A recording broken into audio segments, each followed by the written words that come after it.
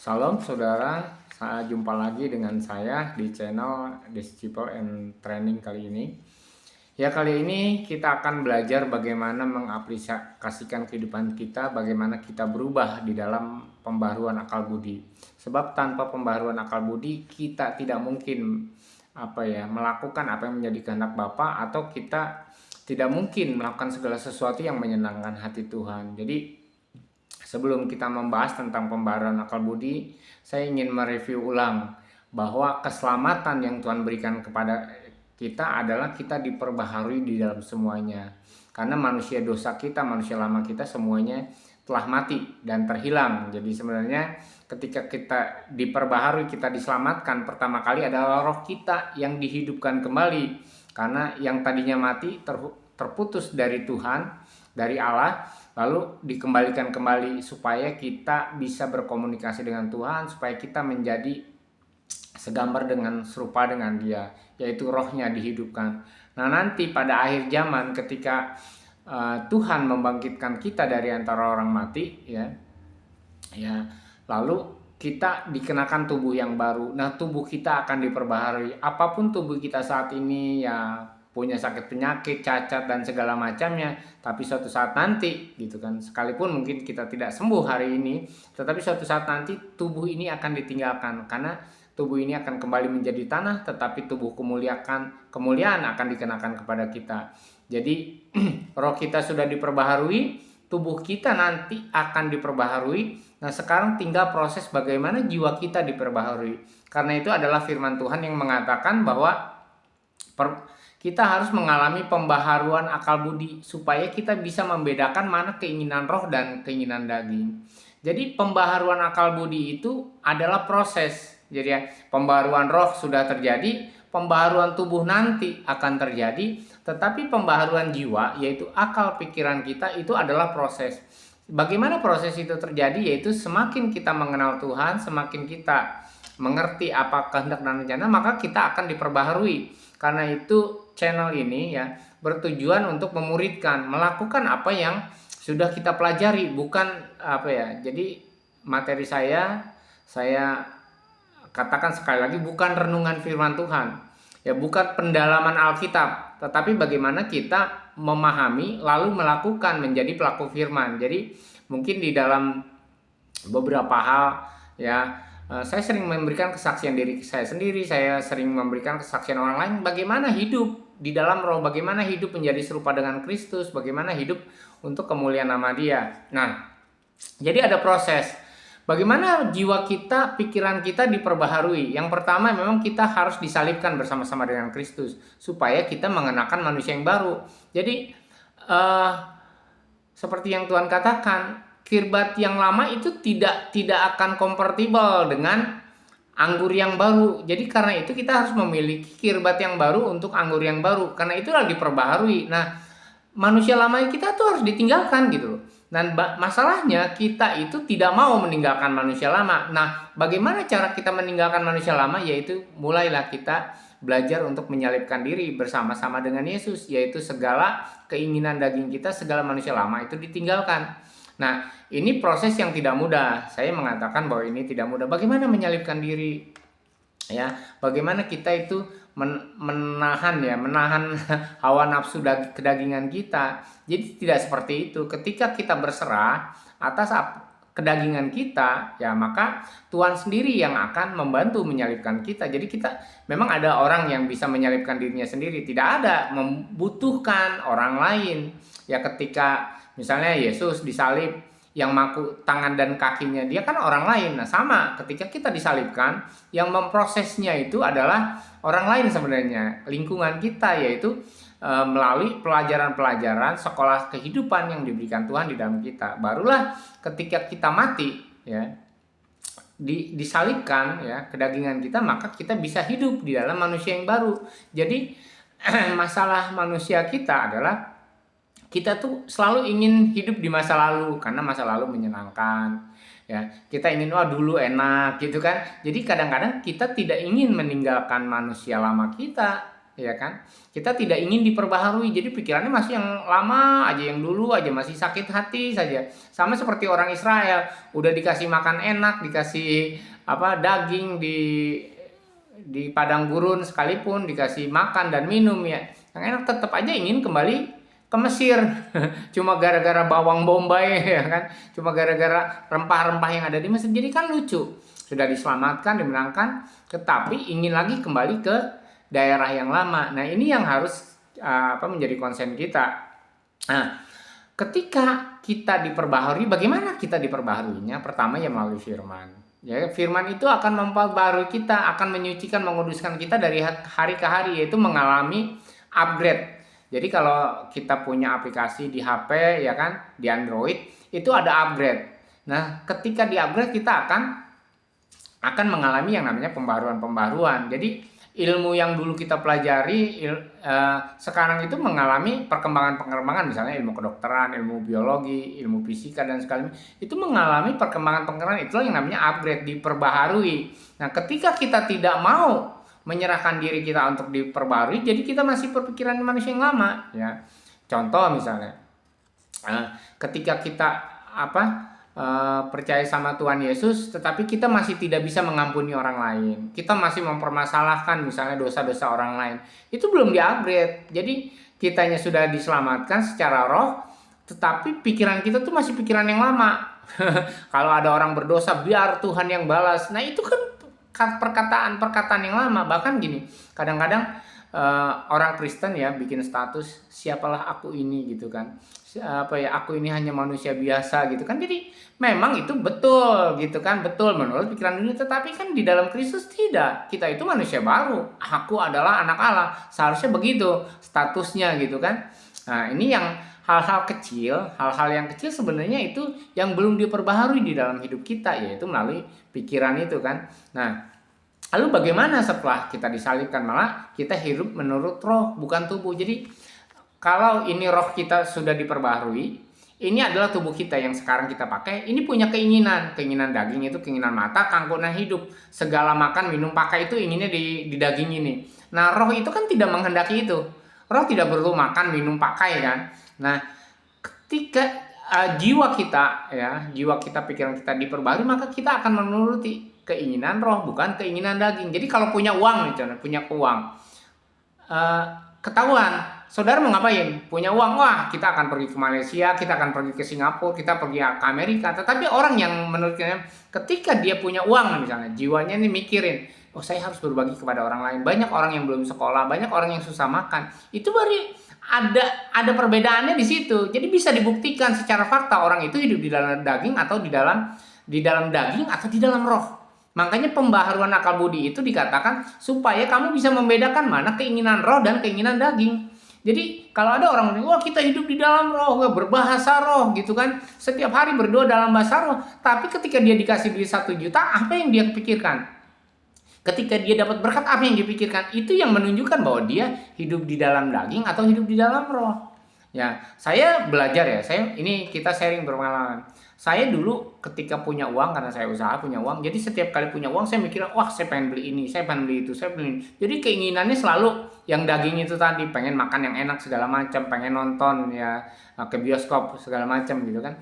Nah, ketika terjadi masalah dengan keuangan saya, akhirnya saya belajar. Ya ini yaitu tadi sekolah kehidupan, belajar untuk yang disalibkan. Akhirnya saya menyalibkan keinginan saya tentang uang. Nah, akhirnya mulailah sebelum Covid, uang saya dipegang oleh anak saya, lalu dipegang oleh istri saya. Jadi hampir setiap hari saya tidak pegang uang.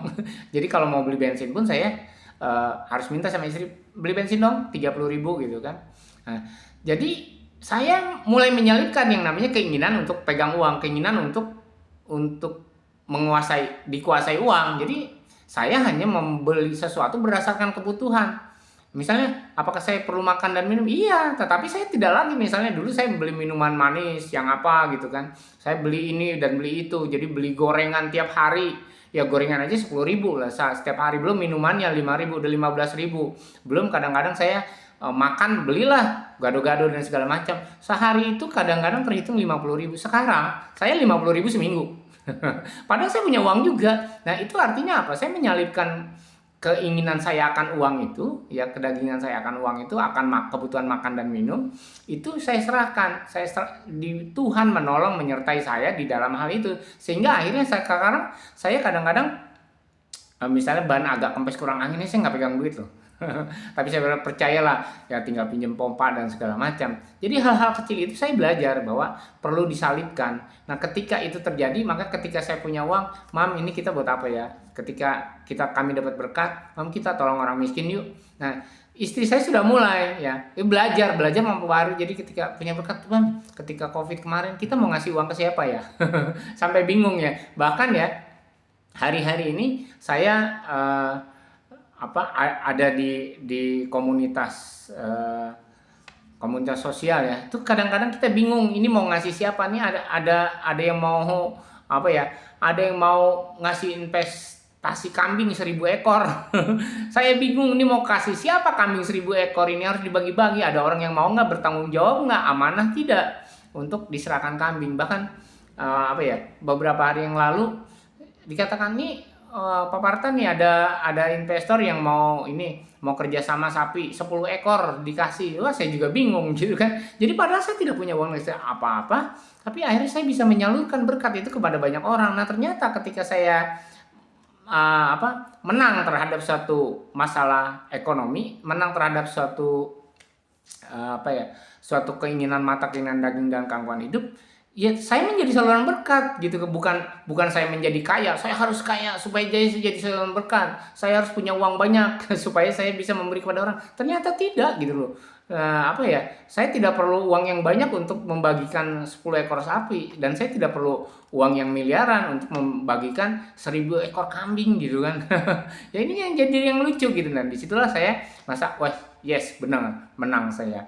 Nah itu yang contoh saya. Sebenarnya banyak hal-hal lain yang bisa saya bagikan. Nah, yang selanjutnya adalah ketika pembaruan akal budi kita ini, yang pikiran kita mau ke daging, keinginan tubuh, ya makan, minum, pakai, atau kita keinginan roh. Nah, akhirnya apa? Ketika kita terlatih untuk menuruti keinginan roh, ya ingat ya, kita anak Allah. Ciri-ciri anak Allah adalah orang yang dipimpin oleh roh. Jadi, orang yang dipimpin oleh roh Allah itu anak Allah. Jadi, pikiran kita ini harus dipimpin oleh roh. Kalau memang kita benar-benar anak Allah. Kalau selama kita masih pikiran kita punya uang di pikirannya ke daging, maka kita belum sempurna lah, belum benar secara de facto menjadi anak-anak Allah. Karena bukan cuma soal hukum firman Tuhan yang mengatakan kita anak Allah, tapi juga soal fakta. Harus ada faktanya bahwa kita memang anak Allah yang dipimpin oleh. Nah, maka kita akan mengalami yang namanya pikiran Kristus. Makanya di dalam pembaruan akal budi adalah pikiran dan perasaan. Makanya firman Tuhan katakan, hendaklah kamu itu memiliki pikiran dan perasaan yang ada di dalam Kristus. Nah, ketika pikiran Kristus ada di dalam kita, hati Kristus ada di dalam kita, nah barulah kita tuh mengalami pembaruan pikiran yang signifikan dan kelihatan. Ketika pembaruan pikiran kita signifikan, kelihatan secara fakta, maka kita menjadi terang dunia, menjadi garam dunia. Itu otomatis. Jadi tidak perlu, saya ingin jadi terang dunia, saya ingin jadi garam dunia. Maka orang akan melihat perubahan hidup kita gitu. Misalnya gini, kenapa saya tidak merokok? Nah, saya bergaul dengan orang-orang yang perokok, tapi mereka nanya, enak ya nggak ngerokok? Terus kok gimana sih caranya? Jadi mereka yang nanya gitu. Saya tidak minum-minum. Padahal daerah saya daerah orang yang mabuk gitu kan. Saya tidak memakai narkoba atau psikotropika. Ada orang yang itu tuh saya bertanya, kenapa sih bisa begitu? Nah, akhirnya saya bisa bersaksi lah kepada mereka. Saya tidak punya kekuatan apa-apa, saya bisa saja jadi peminum. Karena kalaupun saya minum, saya gratis kok, ada yang bayarin. Nah, tapi kenapa saya tidak lakukan? Karena Roh Kudus yang memberikan kekuatan, Roh Kudus yang menjaga saya, sehingga saya tidak tertarik untuk itu. Ya, keinginan saya punya keinginan roh. Jadi tidak tertarik tadi makan, minum, ngerokok, ya kan, dan hal-hal. Bahkan ada teman yang bilang, Parta itu kalau diajak jalan-jalan susah. Karena biasanya teman-teman ya yang Kristen ya, ini maaf teman-teman yang Kristen ngajak jalan-jalan, kita perlu dong happy-happy. Kan duit kita, Tuhan udah kasih berkat. Kita boleh dong di masa tua kita happy-happy jalan-jalan. Dan saya mau mengatakan ini. Ketika Tuhan saja cukup bagi saya, Tuhan itu membahagiakan saya tidak perlu mencari kebahagiaan yang lain. Bukan berarti saya tidak suka jalan-jalan. Ya kalau memang ada uangnya, ada kesempatan, saya pasti jalan-jalan. Tetapi saya tidak akan memaksakan diri untuk jalan-jalan. Saya misalnya, teman-teman itu ngajak nginep di hotel, di villa segala macam. Saya di dalam pelayanan saya bisa nginep di hotel yang mahal sekalipun tanpa saya harus bayar. Jadi memang tidak punya keinginan. Bahkan saya masuk beberapa tempat wisata gratis karena saya kenal orang dalamnya di situ. Masuk aja pak, gitu kan. Ya luar biasa gitu loh. Luar biasa yang apa yang tidak kita ingin itu disediakan. Makanya kan carilah dahulu kerajaan Allah. Ya, maka semuanya itu ditambahkan, makan minum pakai ditambahkan gratis. Saya dulu melakukan pelayanan kepada masyarakat. Kadang-kadang saya nggak bawa makan, nggak bawa minum, ya yang namanya makan aja bisa 4 kali sehari. Kalau saya mau turutin, ngopi aja bisa mungkin 10 kali sehari. Tanpa saya harus misalnya persediaan kopi. Kadang uang itu cuma untuk pulang dan pergi, kadang-kadang kurang, kadang-kadang untuk pulang aja saya harus pinjam uang atau jalan kaki beberapa kilometer supaya bisa naik angkotnya itu dengan uang yang cukup. Nah, hal-hal seperti itu terjadi di dalam hidup saya ketika kita memikirkan apa yang dari roh adalah akal budi kita diperbaharui, maka kita akan memikirkan apa yang dari roh. Tapi kalau akal pikiran kita tidak diperbaharui, kita masih memikirkan terus di daging. Kita ikut persekutuan mikirinnya daging, kita ikut ke gereja mikirinnya hal-hal yang lain, berkat jasmani, bukan lagi berkat-berkat rohani. Ya, kemarin saya berdebat dengan teman, wah kita harus mendapatkan berkat, kita sudah berkati. Kita mengejar berkat. Saya bilang, maaf, saya tidak mengejar berkat, tetapi saya mengejar bagaimana saya menjadi berkat. Itu pikiran roh. Dan saya sadar bahwa saya mengalami perubahan itu.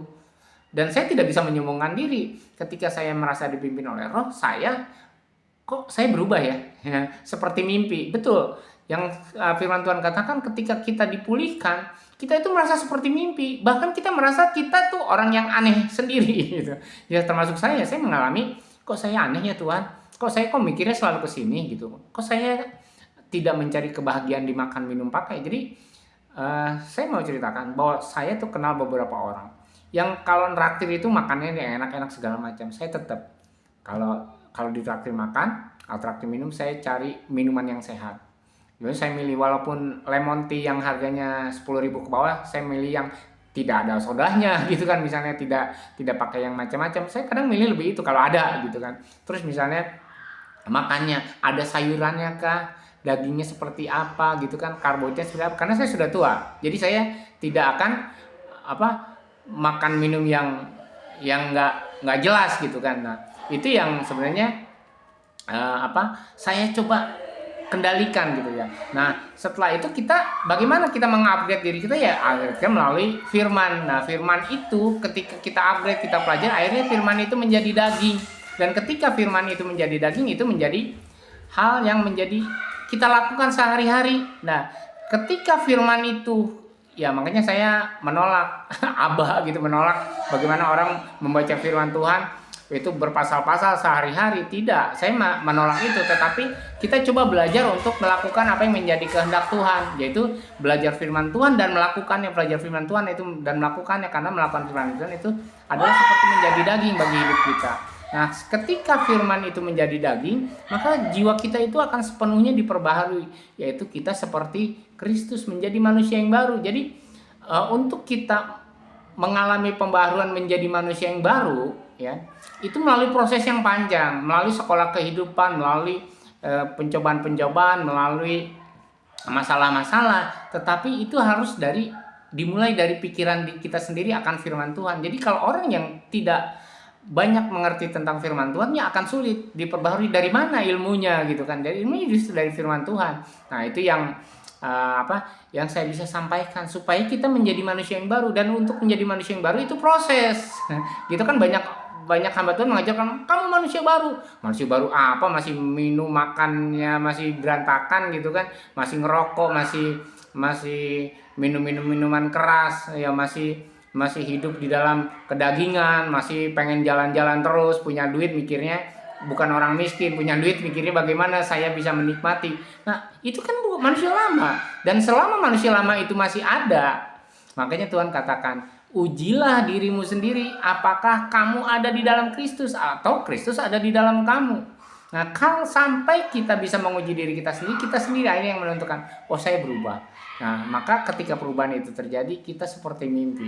Ya, firman Tuhan kan katakan ketika Tuhan memulihkan umatnya, keadaan kita itu seperti orang yang bermimpi. Kok saya berubah? Kok saya seperti ini sekarang ya? Nah, itulah yang sebenarnya yang terjadi di dalam hidup saya dan terjadi di dalam begitu banyak hamba-hamba Tuhan. Semoga apa yang saya sampaikan hari ini adalah merubah kita di dalam pikiran. Yuk kita belajar. Nggak mudah, tidak mudah, tetapi Roh Kudus yang memberikan kekuatan. Tidak mudah, tetapi Yesus yang sudah menyelamatkan kita ingin menyelamatkan juga bukan cuma roh dan tubuh kita, tetapi jiwa kita. Terima kasih sudah menyaksikan. Semoga apa yang kita buat, apa yang kita usahakan, apa yang kita percayai, firman Tuhan yang kita hidupi itu benar-benar merubah pikiran kita, merubah hati kita, sehingga kita menjadi manusia yang baru sesuai dengan kehendak Tuhan, yaitu kita diselamatkan, roh kita diperbaharui, jiwa kita diperbaharui, tubuh kita diperbaharui, maka semuanya akan diselamatkan. Amin.